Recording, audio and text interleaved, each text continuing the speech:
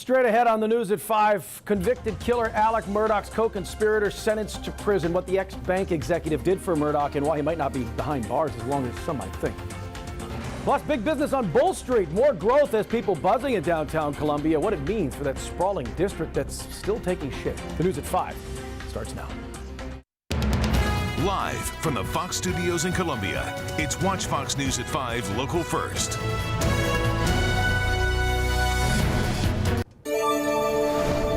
Good Monday evening to you. Thanks for joining us for this online edition of the news at 5.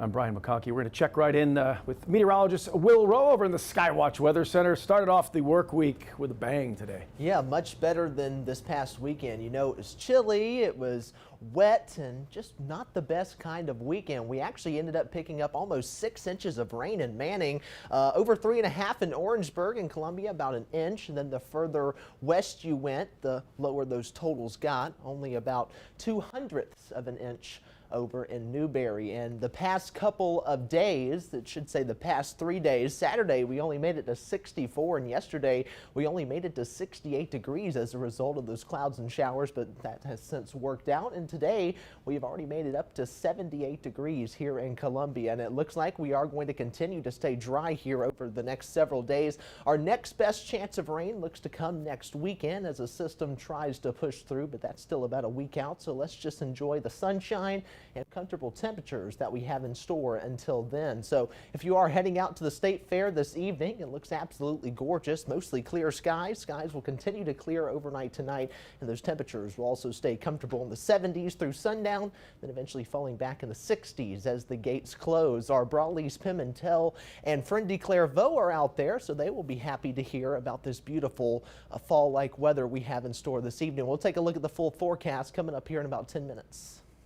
All right, thank you. Well, one weekend of the State Fair's in the books, albeit it was a rainy one, but still another week to go. And as you just heard, it's looking pretty good so far.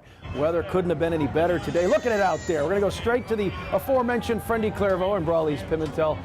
I'll tell you, you've had the toughest assignment in town the last week or so. So how's it going out there today?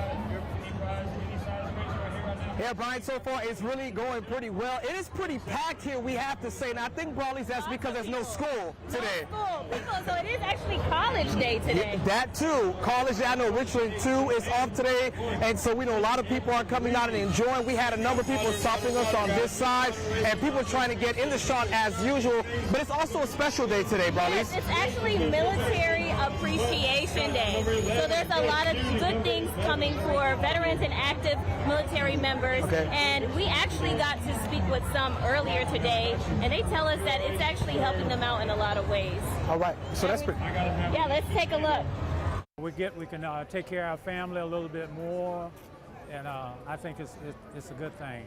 George Culler, an Army veteran of 20-plus years, enjoying his day at the State Fair Monday. He says he gets to save some extra change with the fair's Military Appreciation Day. All active and retired military and their dependents get free admission as long as they show proper military ID cards. Talissa Nauer with the Disabled Americans Veteran Chapter 28 was at the fair Monday to help veterans with their benefits. Sometimes it's difficult for them to pay like their utility bills, so we try to help out, like if they need help with utility bills, with their cell phone bills, just try to make sure that whatever they need, we're there for them. I feel like that helps them out a lot, you know, being able to not have to worry about their family still being able to enjoy themselves, and knowing that their contributions from the military was able to basically be given back to them, you know, the sacrifices that they have made. Mary Smith is the spouse of a veteran and says Military Appreciation Day does more than just save money. It gives them a good reason to have fun. A lot of them don't have time to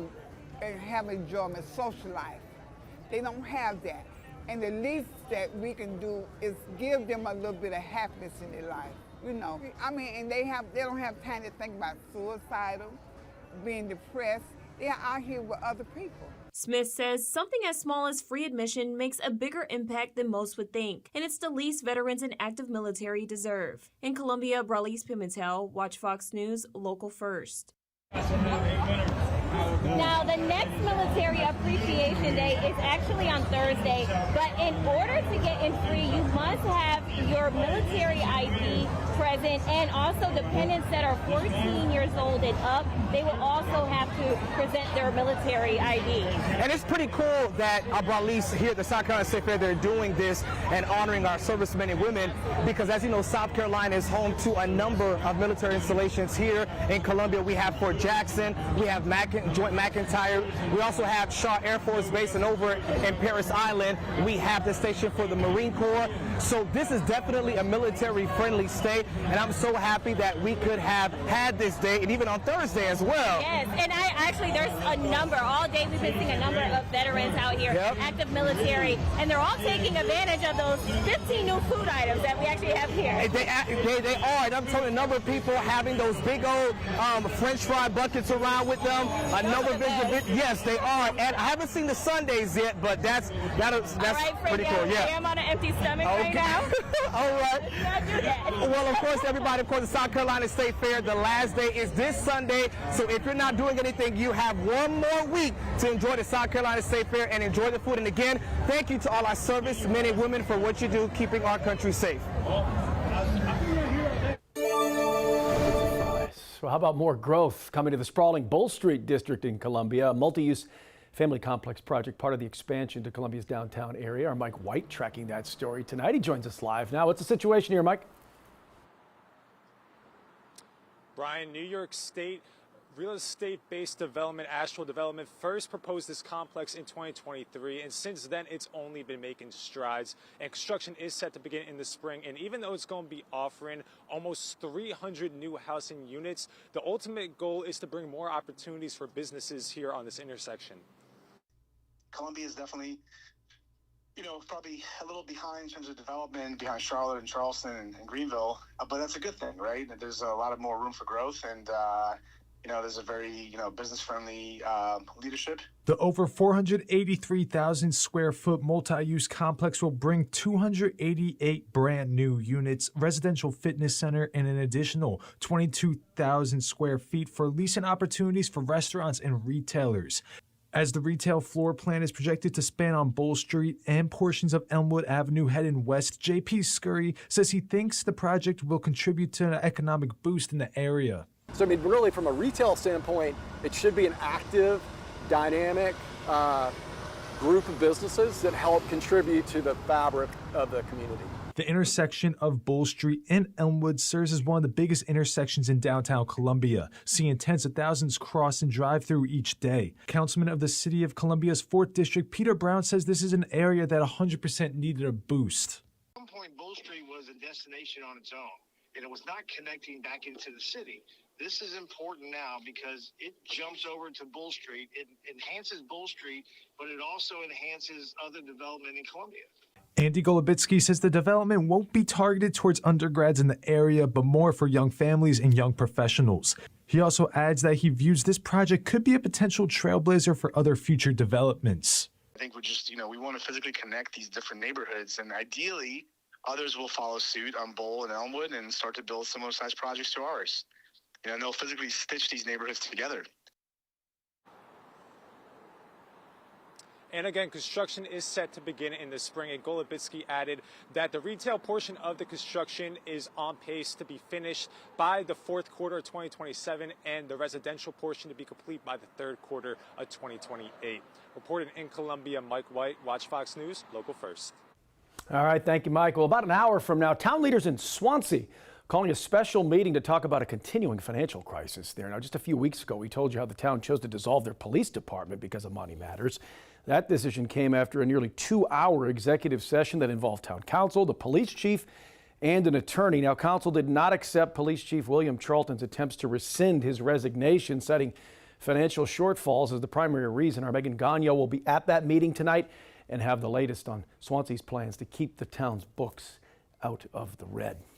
Also tonight, ex-bank executive Russell Lafitte has been sentenced to 13 years in state prison after pleading guilty to financial crimes alongside convicted killer Alec Murdaugh. Lafitte was in a Columbia courtroom this morning. He pled guilty to 8 felony charges, admitting to helping Murdaugh steal more than $1.8 million from vulnerable clients whose settlement funds he was entrusted to protect. Prosecutors said he abused his position as a court-appointed conservator by funneling clients' money to Murdaugh and himself, disguising the transfers as loans and charging hefty fees while doing little to represent the client's interests.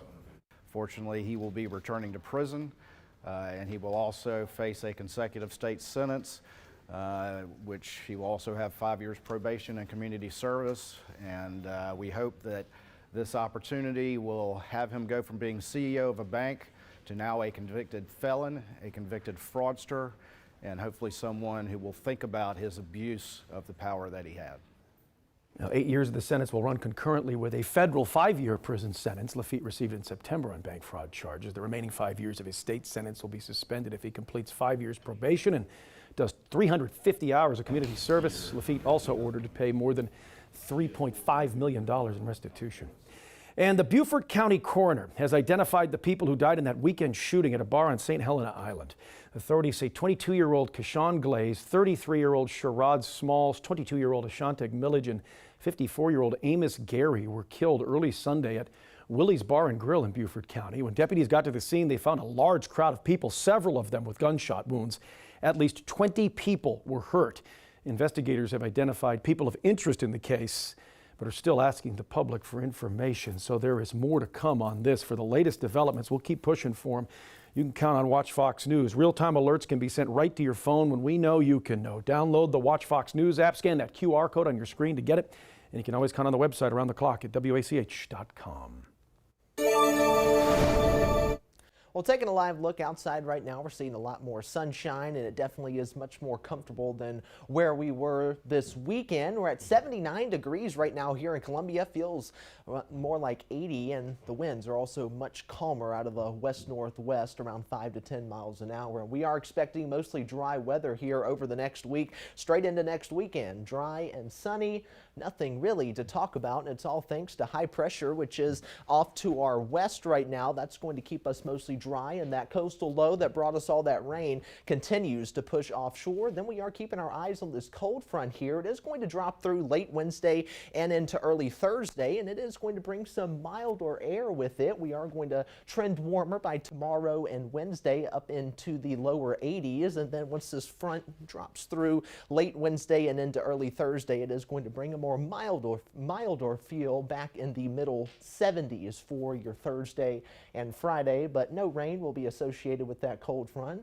We will continue to see mostly dry and sunny skies straight into next weekend. So we're going close to 80 for both tomorrow and Wednesday, back down into the middle 70s behind that cold front, and we will continue to settle right around average this time of the year. 77 to 78 is average, so that's pretty much where we are going to stay. Nothing really much going on to talk about, so it's actually pretty boring for me over here, but that's a good thing because we don't want anything destructive here in our area. But overnight tonight, we're going back down into the middle 50s, mostly clear, comfortable, and calm winds out of the north. And then if you have any plans to head out to the State Fair tomorrow, a lot more sunshine is on the way.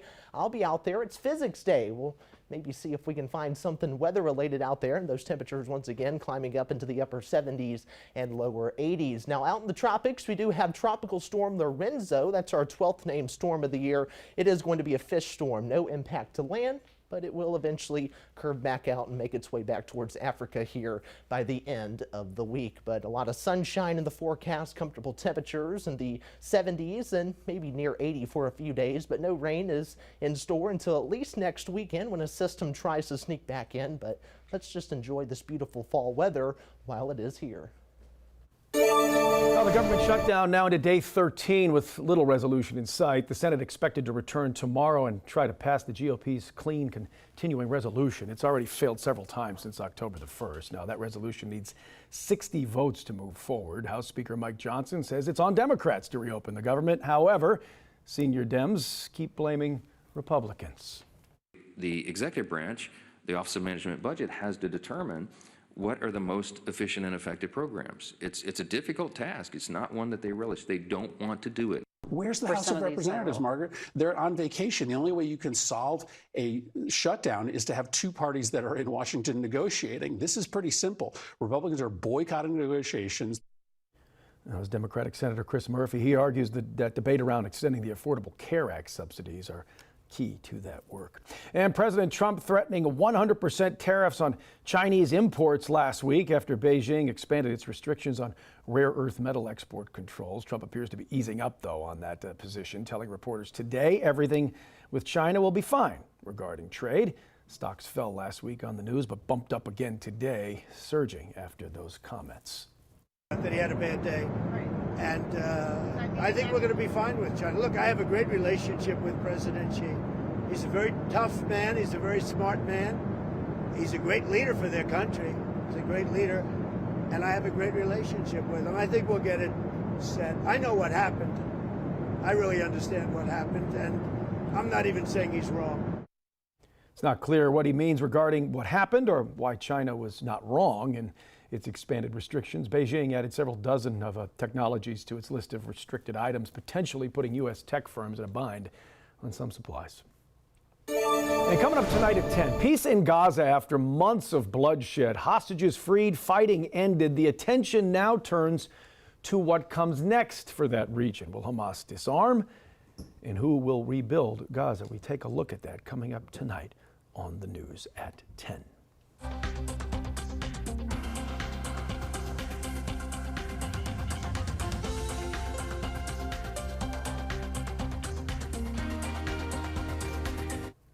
One last look at your forecast. It's a great forecast for anyone that has any outdoor plans or wants to head to the fair, because it's going to feel just like fall. Middle and upper 70s to near 80 degrees each day. A lot of sunshine, no rain in store, at least until next weekend. That could bring us a couple of showers, but look at our temperatures. It's just beautiful. Exactly what you want to see this time of the year, right, Brian? I couldn't ask for anything better. Know, Those right? nice cool mornings and 80s during the day, sun. Is perfect. The rain was okay for like a day. Yeah. But 3 days of it, not so much. Yeah, no, that got a little excessive, especially in Manning, where it got almost 6 inches. That's crazy. Yeah. I'm sure the folks at the State Fair didn't like it either. But it looks like they got a good week to close things up, that's for sure. Well, thanks for joining us for this digital edition of the news at 5, but be sure to come back and see us tonight on the news at 10.